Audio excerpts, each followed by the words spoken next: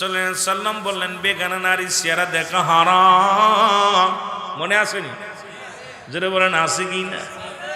এইবার হযরতে সালাবা রাসূলুল্লাহর পিছনে সালাত আদায় করে বাড়ির দিকে রওনা দিছে। হঠাৎ এক বাড়ির কোলদে যাইতেছে, দেখে একটা নারী একটা মেয়ে গোসলখানায় গোসল করে, আর এত জোরে বাতাস আসছে, বাতাসে পর্দা সরে গেছে। মেয়েটার গোসল করা অবস্থায় সালাবা রাদিয়াল্লাহু তাআলা দেখে ফেলছে। এরে মুসলমান, সঙ্গে সঙ্গে সালাবা চোখের পানি ছেড়ে ডাক দেব, রব্বে কারীম,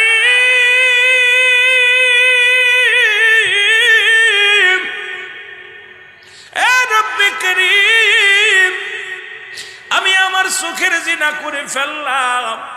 আর এই খবর যদি আমার নবী জানতে পারে রে, এই খবর যদি আল্লাহ পাক আমার হাবিবরে জানায়া দেয়, নবী বড় কষ্ট পাবে।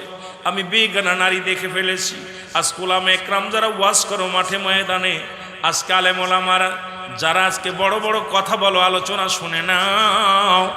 এবার হযরতে সালাবা সঙ্গে সঙ্গে জমিনের মধ্যে কান ধরে বসে পড়ছে, ডাক দে বলে, আমার আল্লাহ,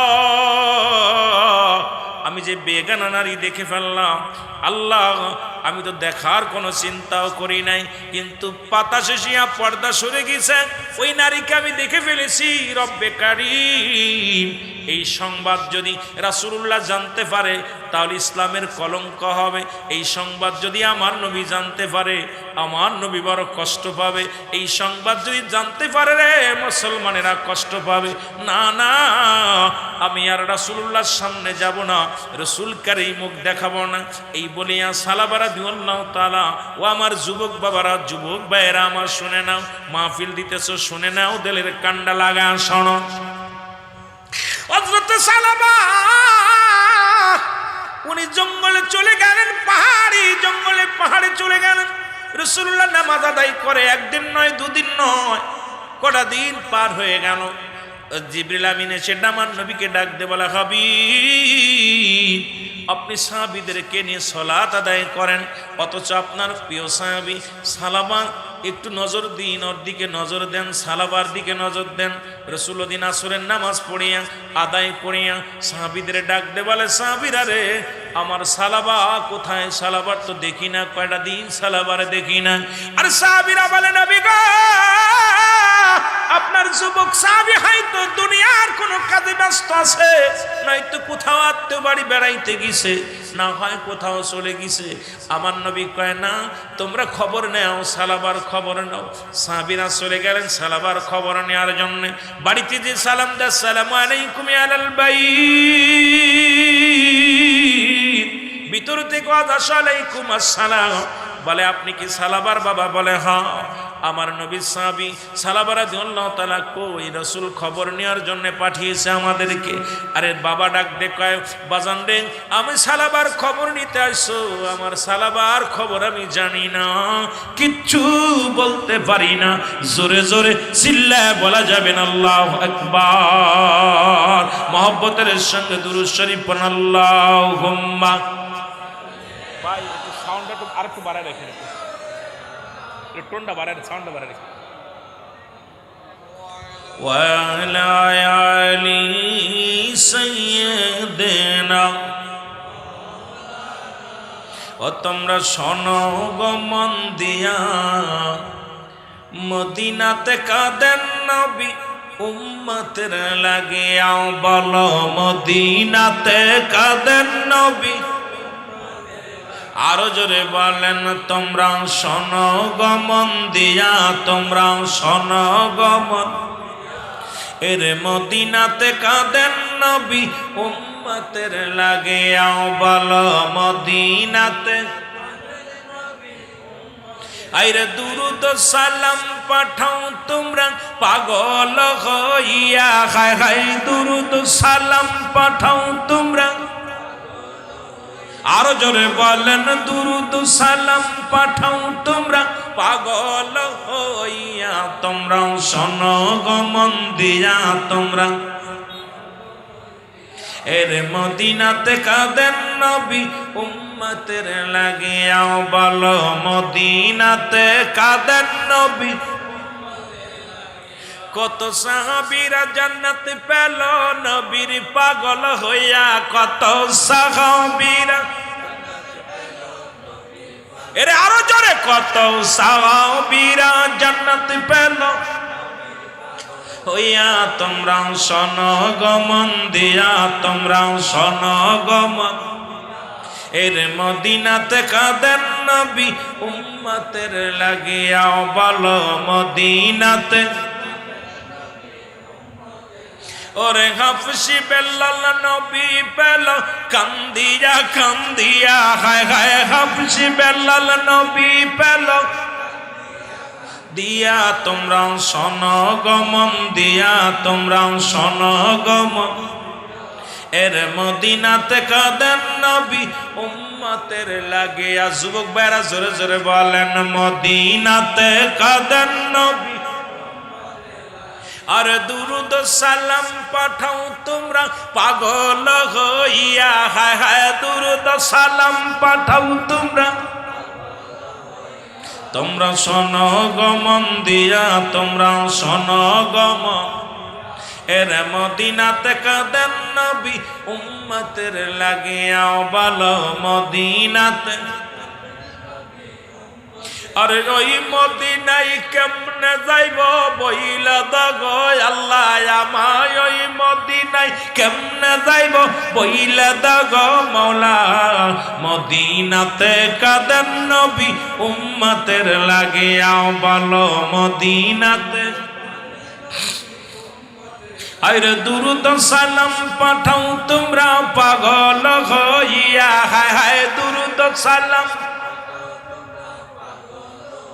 ইয়া। তোমরা শোনো গমন দিয়া, তোমরা শোনো গমন।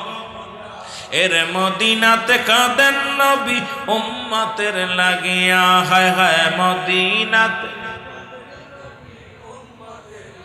ও নবীর প্রেমিকেরা রে, দিলের কান লাগা শোনো। রাসূল পাক সাল্লাল্লাহু আলাইহি ওয়াসাল্লামের কাছে খবর আসলো, নবী গো, ও মায়ার নবী, আপনার সালাবার বাবা সালাবার খবর জানে না। নবী বললেন, আমি নিজেই যাব খবর নেওয়ার জন্য। রাসূলুল্লাহ চলে গেলেন খবর নেওয়ার জন্য। সালাম দেয়, বাড়িতে যা, আসসালামু আলাইকুম। ওয়ালাইকুম আসসালাম। নবীকে দেখে সালাবার বাবা বড় আনন্দিত হলেন। ইয়া রাসূলুল্লাহ, ইয়া হাবিবাল্লাহ, আপনি আসেন, ভিতরে আসেন। রাসূলুল্লাহ ভিতরে গেলেন, ডাক দে বলে, সালাবার বাবা, আমার সাহাবী কই? আজ কটা দিন আমি তারে দেখি না, মনটা বড় ছটপট করে সাহাবী কি দেখার জন্য, বলো আমার সাহাবী কই? আরে বাবার মুখে সন্তানের কাঁধে বাবার লাশ, বাবার কাঁধে সন্তানের লাশ। যে বাবা তার সন্তানের লাশ কাঁধে নিছে রে, এই বাবা জানে সন্তানের লাশ কত ভারী। সালাবার বাবা চোখ দিয়া টপ টপ করে পানি ছেড়ে দিছে।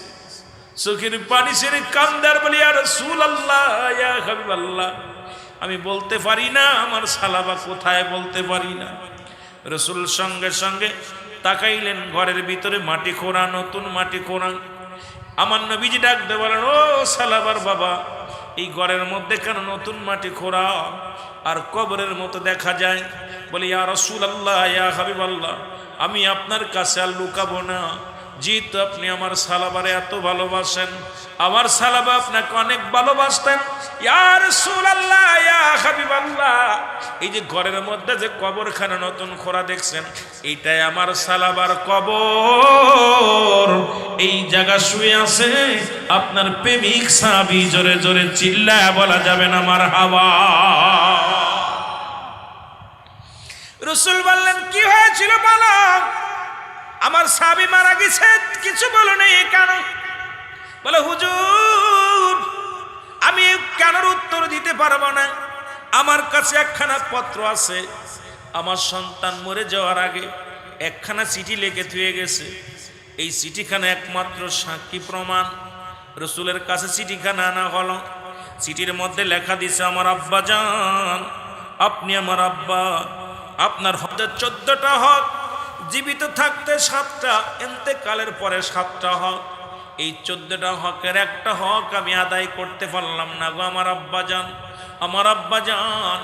আমি মারা যাব জানি না, গভীর রাত্রে না জানি রাত্রে মারা যেতে পারি। যদি মারা যায় আমার লাশখানা পৃথিবীর কোনো মানুষ দিয়ে ধোয়াবেন না, আমার লাশখানা নিজেই গোসল করাবেন। আমারে কোনো মোল্লা মুসল্লি ডাকিয়া জানাজা পড়াবেন না, আমার নামাজ আপনি পড়বেন, আমার কবর খনন আপনি করবেন। পৃথিবীর কোনো মানুষ যেন জানতে না পারে, আমার যেন লাশটা যেন কোনো গোরস্থানে দেওয়া না হয়, আমার লাশটা যেন ঘরের মধ্যে রেখে দেওয়া হয়। পৃথিবীর কোনো মানুষ যেন জানতে না পারে সালাবার মারা গেছে সালাবার কবর। ইয়া রাসূলুল্লাহ, ইয়া হাবিবাল্লাহ, এই চিঠিখানা কেন লেখছে, কি জন্য লেখছে আমি জানি না।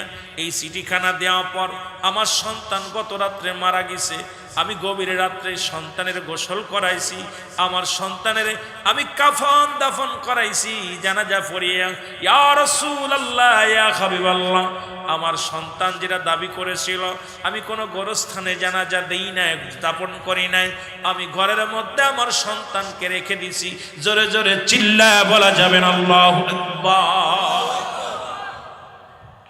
আল্লাহর নবী চোখের পানিগুলো ছেড়ে কান্দে রে সালাবারে।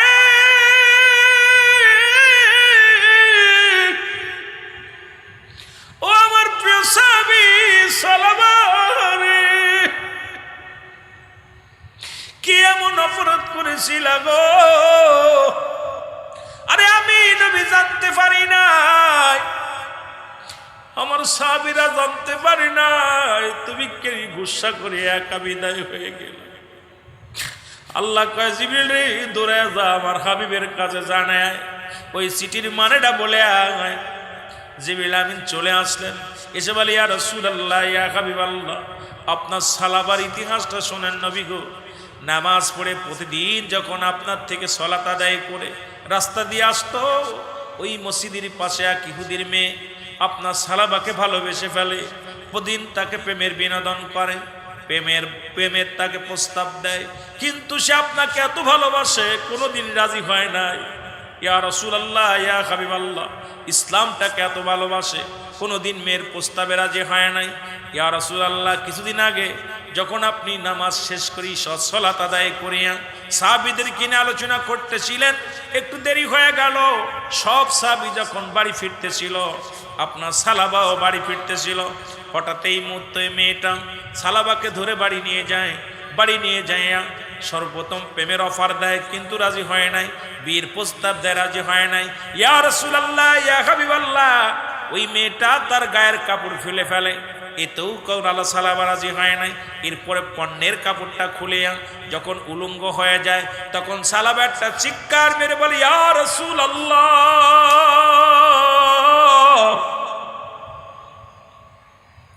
ইয়া হাবিবাল্লাহ, নবী গো, মায়ের নবী,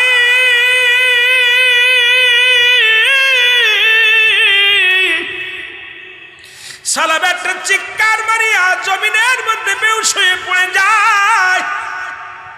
এরপরে সারা রাত ওখানে থাকে। সকালবেলা মেয়েটা ওই সালাবার হাত ধরে টানতে টানতে নিয়ে রাস্তার মধ্যে ফেলে। ইয়া রাসূলুল্লাহ, ইয়া হাবিবাল্লাহ, মেয়েটা মনে করছে মারা গেছে সালাবা। এমন ইমানদার সাহাবী, জীবন দেয়া দিছে, ইজ্জত দেয় না। ও আমার যুবক বাবারা শুনে নে, আজকে আলোচনাটা নবীর সাহাবীর থেকে আমাদের শিক্ষা নেওয়ার দরকার। যুবক বাজানেরা, এবার ইয়া রাসূলুল্লাহ, ইয়া হাবিবাল্লাহ, এরপরে ফজরের নামাজ আদায় করে যখন সালাবার বাবা যাইতেছিল, দেখে সন্তান পড়ে আছে জমিনের মধ্যে। অন্য মানুষের সহযোগিতা নিয়ে বাড়ি গেলেন। বাড়ি যা পারি, ইয়া রাসূলুল্লাহ, ইয়া হাবিবাল্লাহ, নবী গো, ইয়া রাসূলুল্লাহ, হুসাইন। এরপরে হুশ হওয়ার পর চিন্তা করেছে সালাবা যে তাকে হয়তো এই মেয়ের ঘর থেকে উদ্ধার করা হয়েছে। মানুষ যখন জানতে পারবে নবীর সাহাবী অন্য বেগানা পুরুষের ঘর, মহিলার ঘরে গেছে, বেগানা ঘর থেকে বাইর করেছে, ইয়া রাসূলুল্লাহ, আপনার কলঙ্ক হবে, ইসলামের কলঙ্ক হবে। আর আজকে মৌলবীরা দাড়ি টুপি মাথায় নিয়ে অন্য মেয়েদের সঙ্গে রংজং করো। পরের বউ ভেগে নিয়ে নিয়ে চলে যাও। মুসলমান বাবারা বড় কষ্ট লাগে ইমামতি করতে যায়, মুসলমান মুসল্লির বউ বেগে নিয়ে যাচ্ছ আর বড় বড় ফতোয়া দাও ঈদে মিলাদুন নবীর বিরোধিতা করে। নবীর সাহাবীদের আদর্শ তোমাদের মধ্যে নাই, নবীর আদর্শ তোমাদের মধ্যে নাই। আর এই দুনিয়ার মধ্যে রাসূলের পাগলদের তোমরা নিরে কথা বলো, জোরে জোরে চিল্লায় বলেন ঠিক কিনা? ইয়া রাসূলুল্লাহ, ইয়া হাবিবাল্লাহ, ওই সালাবা এই জন্য সে বলছে তাকে যেন গোরস্থানে কাফন দাপন না দেওয়া হয়। মানুষ বলবো যে সেই নবীর সাহাবী ওই যে বেগানা নারীর ঘরে যে ধরা পড়ে মারা গেছে। ইয়া রাসূলুল্লাহ, নবীর দুর্নাম হবে, ইসলামের কলঙ্ক হবে। আইরে মুসলমান, সুন্নি জনতা কেমন ইসলামকে ভয় পায়, কেমন নবীর আদর্শ তাদের অন্তরের ভিতরে একটু আস্থা শুনে নাও বাতিলপন্থীরা। আর তোমরা তো প্রতিনিয়তই দেখা যায় এর ঘরে উঠছো, ওর ঘরে উঠছো, এই জায়গা ধরা পড়ছো, ও জায়গা ধরা পড়ছো। আর বলৎকারের কথা তো বলবো না, গত 3 মাসে 905 জন বলৎকার ধরা পড়ছে, এর মধ্যে একজনও কোনো সুন্নি জনতা নাই। জোরে জোরে চিল্লায় বলা যাবেন আল্লাহু আকবার। এ আমি নই, যারা মিডিয়া চালায় তাদের থেকে খোঁজ নাও। সুন্নিদের বিষয়ে কথা বলতে গেলে হিসাব করে বলো। আর আমরা নারী পুরুষ নিয়ে নাচানাচি করি। আমার দেশে এক বাতিলপন্থী সুন্নি থেকেও বাতিল হয়ে গেছে, সে বলতেছে আমরা নারী পুরুষ নিয়ে নাচানাচি করি, এক পাশে নারী এক পাশে পুরুষ। এই ভণ্ড! আরে আমাদের চরিত্র এত তোদের মতো নয়, সুযোগ পেলেই নষ্টামি করি, কারণ এই চরিত্র আমরা নিয়ে থাকি না। যারা ওলি আল্লাহদের মজলিসে থাকে, যারা নবীর প্রেমে পাগল, এরা দুনিয়া দেখার সময় নাই, এরা নবীর ইশকে দিওয়ানা। জোরে বলেন ঠিক কিনা? আরো জোরে বলেন ঠিক কিনা? কষ্ট হচ্ছে? এই রে ভণ্ড কয় কি, যতদিন আমি অন্ধকারে ছিলাম আলোর পথ দেখছি, তা কিচ্ছু যা, সারা পৃথিবীর মানুষ যদি আমার রসুলের পক্ষে না থাকে, রসুলের কিচ্ছু যায় আসে না। সারা পৃথিবীর মানুষ যদি আল্লাহর পক্ষে না থাকে, আমার আল্লাহর কোনো কিচ্ছু যায় আসে না। জোরে বলেন ঠিক কিনা? আরে আপনারা শুনলে অবাক হবেন, রসুলের চাচা ছিল 9 জন। কয়জন? জোরে বলেন কয়জন? রসুলের চাচা ছিল 9 জন, 2 জন হলো ইমানদার, বাকি 7 জনই রাসূলের দুশমনি করছে। তাদের 2 জন, একজন নাম আমির হামজা, একজন নাম হযরত আব্বাস।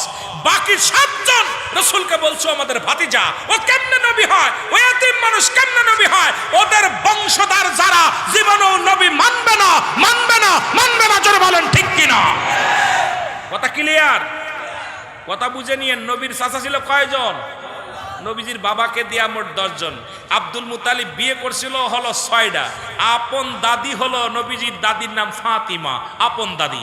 এরপর রাসূলের 7 জন ছিল বিরোধিতা করছে, তারা নবীকে মানতে পারে নাই। আর এদের বংশ কিয়ামত পর্যন্ত যত থাকবে, ওদের জাতি যারা আছে, ওরা যদিও সামরিক কিছু সুন্নি হবে, পরে ওরা ওয়াহাবি হয়ে যাবে। জোরে বলেন ঠিক কিনা? হয়তো আমার আমিরুল আমিন সিদ্দিকের কণ্ঠে ভাবেই চলবে, যদিও কষ্ট হচ্ছে কথা বলতে, একটু দরকার ছিল একটা দিন বিশ্রাম নেওয়া, তারপর আলোচনার ময়দানে আসা। তো বিশেষ করে 2-4 ঘন্টা কর্তৃপক্ষ ভাইদেরকে ধন্যবাদ, তারা আমার বারবার বলছে হুজুর একটু রেস্ট নেন, রেস্ট নেন। আমি রেস্ট নিতে নিতে বেলা চলে যাচ্ছে, কখন যাব, এই জন্য আর নিজের সুযোগ দিই নাই। তবে একটা কথা, রাসূলের ফুফুর সংখ্যা ছিল 6 জন। লেখা নেন কয়জন? 6 জন। এদের মধ্যে 2 জন ইমানদার, একজনের নাম হযরতে সুফিয়া, আরেকজনের নাম হযরতে উমল। বাকি 4 জনই দুশমনে রাসূল। এই 4 আর 7 11 জন। কয়জন? কয়জন? আর রাসূলের পক্ষে ছিল মাত্র 4 জন। কয়জন? জোরে বলেন কয়জন? এ বাতিলরা হন, সারা পৃথিবী যদি বাতিলপন্থী হয়ে যাও, কিচ্ছু যায় আসে না। আমার রাসূলের একজন সৈনিক যথেষ্ট। জোরে বলেন ঠিক কিনা? আর জোরে বলেন ঠিক কিনা? সুতরাং রাসূলের জামানায় এটা প্রমাণ করে দিয়েছে নবীজি 7 জন রাসূলুল্লাহর বিরোধিতা ছিল। 7 জন, 1 জন 2 জন নয়। নবীর পক্ষে ছিল মাত্র 2 জন পুরুষ, আর 6 জন মহিলা। 4 জনই ছিল দুশমনে রাসূল, তারা নবীকে মানতেই পারে নাই। 2 জন ছিল রাসূলুল্লাহর পক্ষে, এই 2 আর 2 4 জন ছিল রাসূলুল্লাহর পক্ষে। এই জন্য আমরা সুন্নিরা আমরা দলে ভারী করতে চাই না। তোমরা দলে ভারী করো, আমাকে দলে ভারীর দরকার নেই। আমরা নবীর প্রেম ইশকে দেওয়ানা হয়ে গেছি। জোরে বলেন ঠিক কিনা? আরো জোরে বলেন ঠিক কিনা? আমাদের দলের দরকার নাই। জোরে বলেন ঠিক কিনা? আর সুন্নিদের কাছে 2টা অস্ত্র, আমাদের বাঁশ লাগবে না, আমাদের লাঠি লাগবে না। আমরা অস্ত্র, কামান, পিস্তল, ডিগা, ড্যাগার, এই সমস্ত অস্ত্র সুন্নিদের লাগে না। সুন্নিদের কাছে 2টা অস্ত্র, একটা অস্ত্রের নাম হলো আমার আল্লাহ, দ্বিতীয় অস্ত্রের নাম হলো মুহাম্মাদুর রাসূলুল্লাহ সাল্লাল্লাহু আলাইহি ওয়াসাল্লাম। জোরে বলেন মারহাবা। কয়টা শক্তি? জোরে বলেন কয়টা? এই আপনাদের কাছে কয়টা? এই জন্য সুন্নিদেরকে দেখলাম জশ্নে জুলুসে সব হাতাইছে, একটার কাছে লাঠি উপায় নাই, পিস্তল উপায় নাই, ড্যাগার উপায় নাই। কিন্তু যারা এত নবীর বিরোধিতা করছে, টুকায় দেখে বড় বড় ড্যাগার, ভিতরে খুর, হাতের মধ্যে খুর পাইছে, লাঠি পাইছে, এগুলো কি আমরা পাহারা দিতেছি। কয় কি পাহারা দিস? হাতের ভিতর খুর কেন? হাতের ভিতর হকি স্টিক কেন? হাতের ভিতর পিস্তল কেন? একটা সুন্নির হাতে পিস্তল লাগে না। আমাদের দুইটা শক্তি, একটা শক্তি আমার আল্লাহ, দ্বিতীয় শক্তি মুহাম্মাদুর রাসূলুল্লাহ সাল্লাল্লাহু আলাইহি ওয়াসাল্লাম। জোরে বলেন মারহাবা। এই সাদেন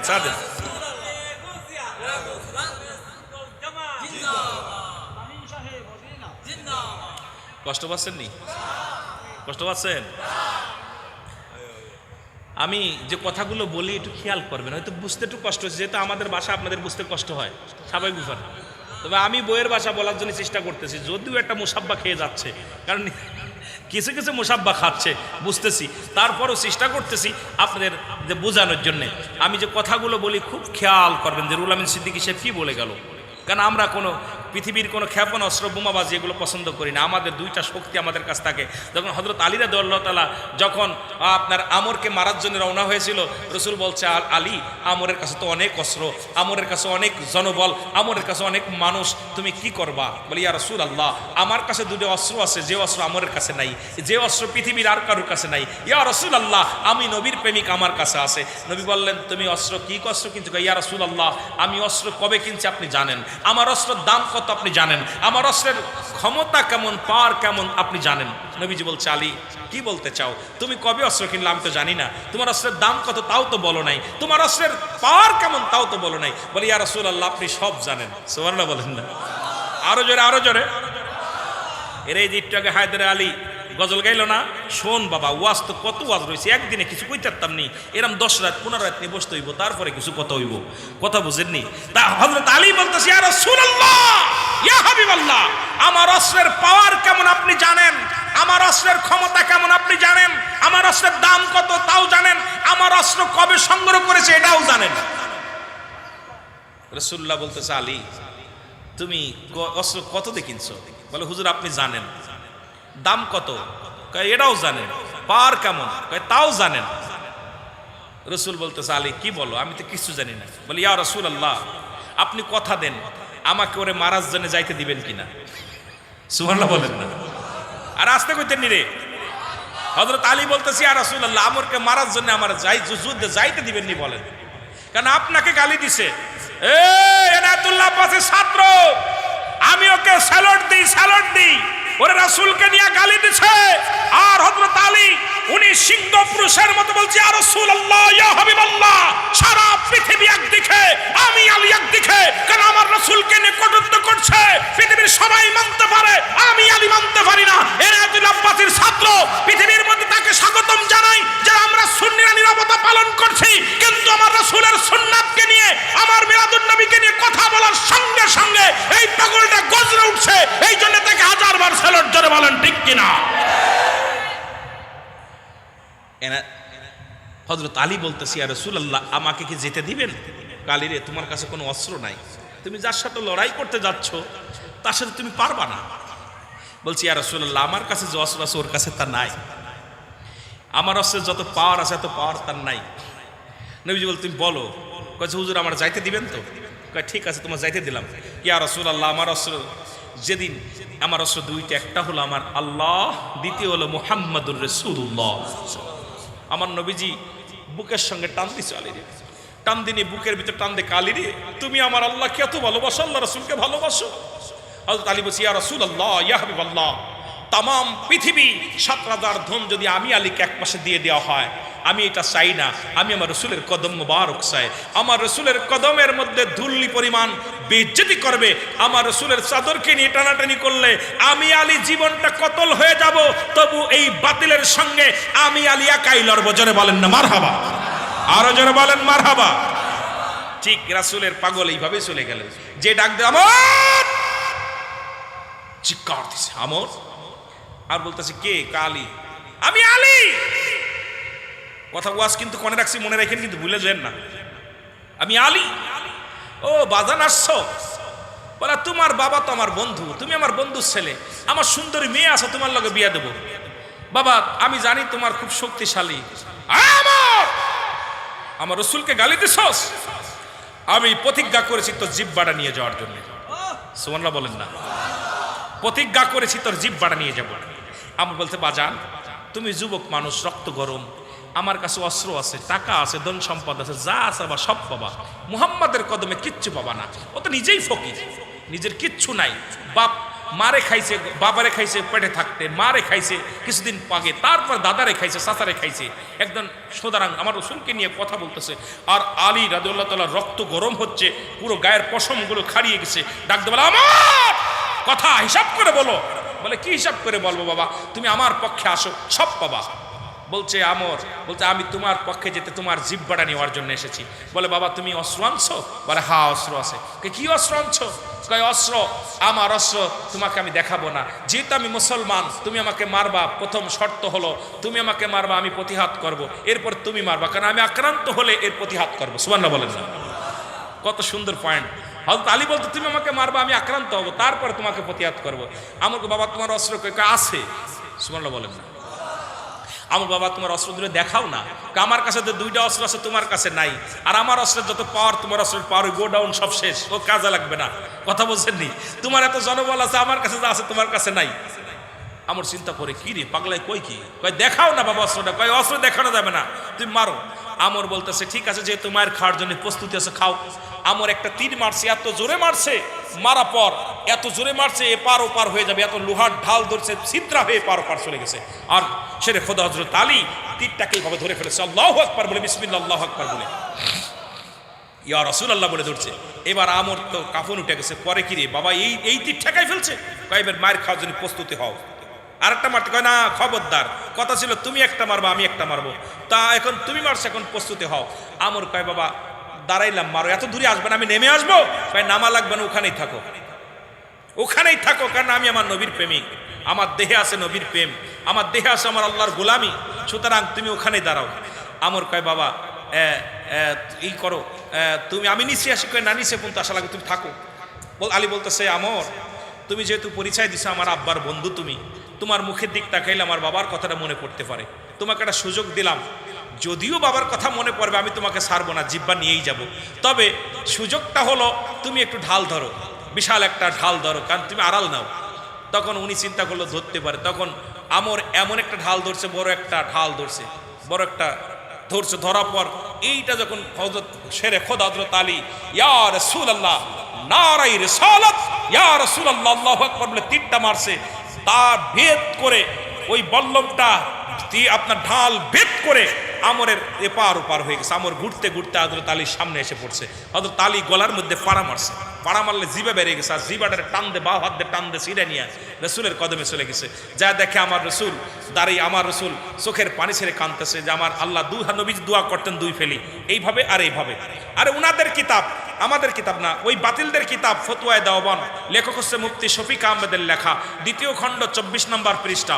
আরে মৌলবী হত, তোদের কিতাব আমাদের কিতাব পড়া লাগে নাই, তোদের কিতাব দিয়ে তোদের কবর দেওয়া যায়, তোদের কিতাব দিয়ে তোদের গোড়া সব দেওয়া যায়, কারণ আমাদের কিতাব লাগে না। বলতে 5 ওয়াক্ত নামাজ পড়ে জিয়ারত করে সর্বহালাতে আল্লাহর দরবারে 2টি হাত উঠায় দোয়া করা উত্তম মুস্তাহাব।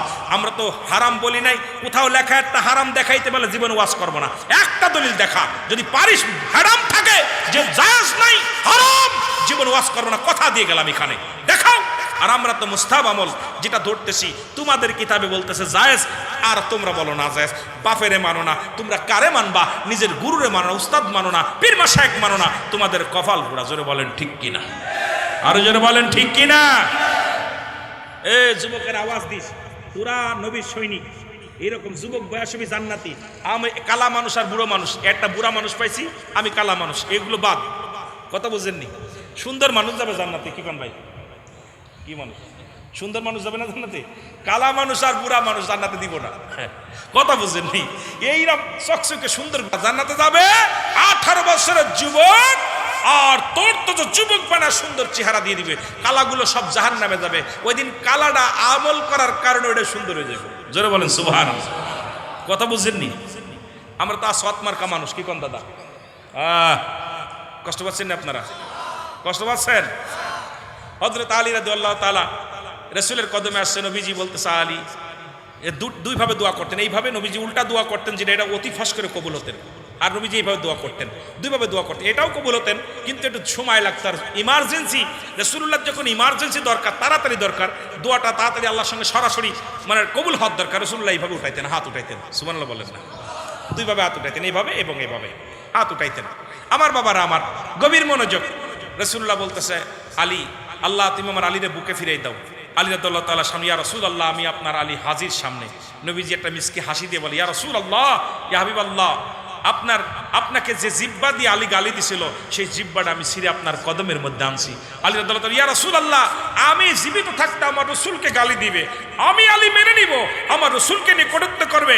আমি সুন্নিদেরকে বলতে চাই, আরে আমরা বেঁচে থাকতে সুন্নিরা আমার রাসূলকে আমাদের যা বলবা বলো, আমাদেরকে গালি দাও দুঃখ নাই, আমাদেরকে হত্যা করো দুঃখ নাই, আমাদেরকে মেরে ফেলো কষ্ট নাই, কিন্তু আমার রাসূলকে নিয়ে কটূক্তি করলে আমরা জীবনকে বাজি রেখে তোমাদের পরে ঝাঁপিয়ে পারবো। আমরা এক চুল পরিমাণ ছাড় দিব না। আমরা রাসূলকে ভালোবাসি, জোরে বলেন ঠিক কিনা? আরো জোরে বলেন ঠিক কিনা? আমরা আমার নবীকে জানের চাইতে বেশি ভালোবাসি। আমার নবীকে নিয়ে, আমার নবী রাহমাতাল লিল আলামিনকে নিয়ে কটূক্তি করলে আমরা বুক পেতে দিব, কিন্তু আমার রাসূলের বেইজ্জতি মেনে নিব না। আমার রাসূলের চাদর, ইজ্জতের চাদর নিয়ে টানাটানি করলে আমরা যদি বসে থাকি, আমরা আমার রাসূলের শাফায়াত পাবো না। এই জন্য আমার রাসূলকে নিয়ে কটূক্তি করলে আমরা যে যেখানে থাকবো সেখান থেকে প্রতিহাত করব, সেখান থেকে প্রতিবাদ জানাবো। জোরে বলেন ঠিক কিনা? রাজি আছেন? আরো জোরে বলেন রাজি আছেন? আল্লাহ যার সঙ্গে যার সামনে নাই রসুলের প্রেম, তার লগে ভাব কইরো না, সুতরাং তাদের সাথে আমাদের সম্পর্ক নাই। জোরে বলেন ঠিক কিনা? মুহাব্বতের সঙ্গে দুরূদ শরীফ পড়েন, আল্লাহুম্মা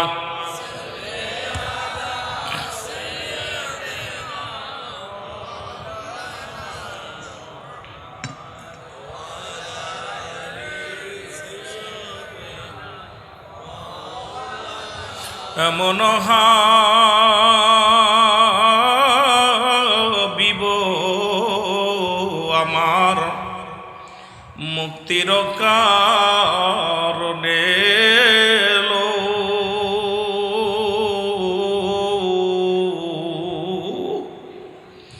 ওফাতের পরেও নবীজি পাপী উম্মতিরে না ভুলিল। এমন হাবিব আমার। আমি বলতেছিলাম মুসলমান দিলের কান্ডা লাগা শোনো গো,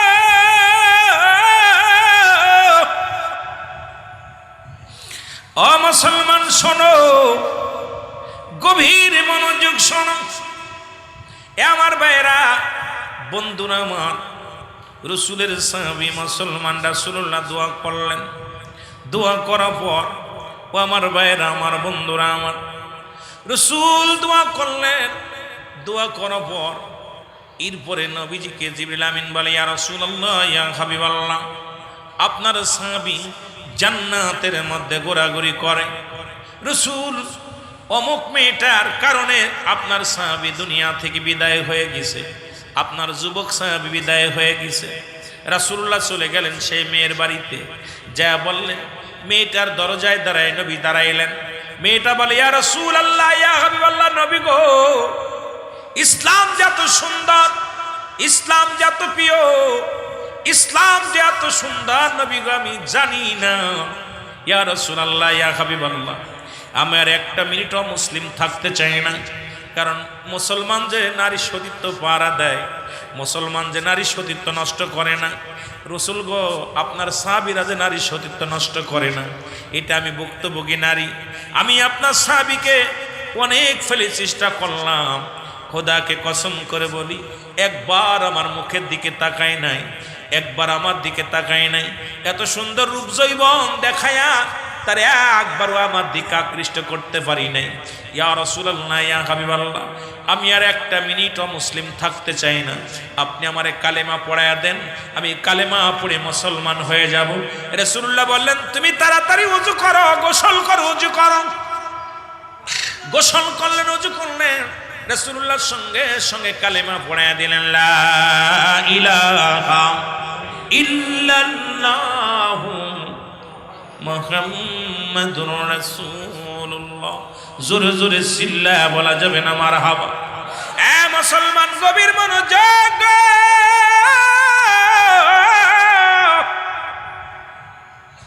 ইয়া দ্বারা প্রমাণ হয় সুন্নিরা কোনদিন অন্যায় করতে পারে না।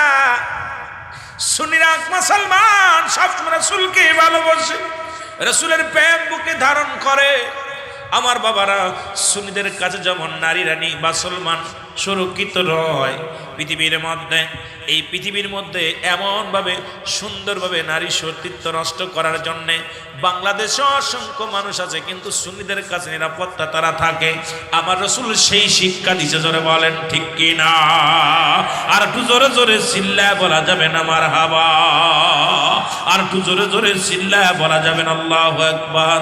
আমার দয়াল নবী বিহনে আপন বলতে কেহ নাই জগতে, আমার আপন বলতে, আরো জোরে বলেন, আমার আপন বলতে।